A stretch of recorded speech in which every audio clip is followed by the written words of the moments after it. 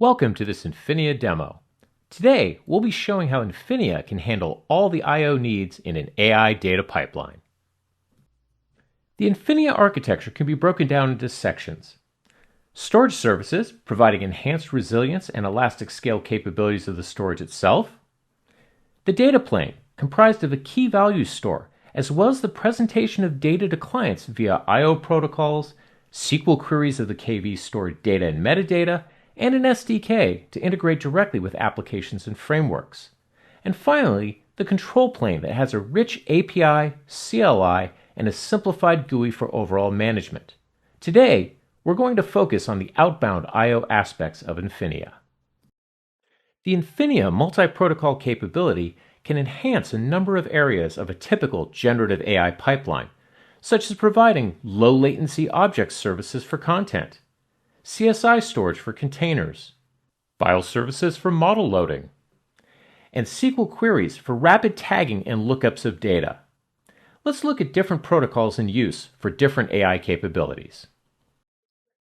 S3 compatible object storage is becoming the dominant method for accessing massive lakes or oceans of data. The trick is to do it at high enough speed that applications can pull data in real time for various uses. In this case, we're going to take a cryo-EM image set of a fruit fly brain composed of about 8,000 images in 100 gigabytes of size and put it in an S3 bucket on Infinia. And then we're going to have the NeuroGlancer application access the data for real-time visualization. The dataset in this case is called ground truth. As you can see, the ground truth dataset layer is mounted, and we can scan through all of it, pun intended, on the fly. This is just one data set. Multiple researchers with different tools and data sets can create massive amounts of data needing to be accessed concurrently. Our small 6-node Infinia cluster is connected to an NVIDIA B200 Blackwell GPU system. We've downloaded the various DeepSeek R1 models and will be loading and running them with Ollama. As you can see by the directory path, as seen on the client, we're exposing Infinia as a file system for Ollama. Now we'll run DeepSeek R1 with 32 billion parameters and ask a simple question. How many planets are there in the solar system? And the answer pops out, the data all being served as files by Infinia. And finally, one of the most interesting ways of getting data intelligence in an Infinia system, using SQL commands against the KV store.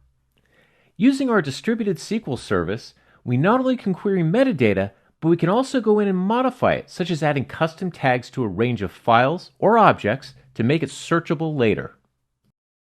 We'll start by having an NFS-mounted directory that, as you can see, we've ingested the entire Infinia source code into. We then load our plugin to allow a Postgres front end to use the Infinia SQL service. Infinia SQL exposes the metadata as a set of tables that can be used for various functions. A great use case in AI pipelines is looking at user or application-created tags. In this case, we've gone ahead and had a job ID tag set by a scheduler application and also added custom tags to a mixed set of files based on the NATO alphabet.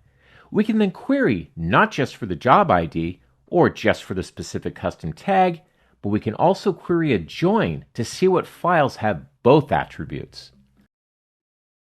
In an AI pipeline, having this capability to do compound queries at high speed helps speed up training and inference by being able to quickly find only the relevant content that is needed without having to walk the entire file system.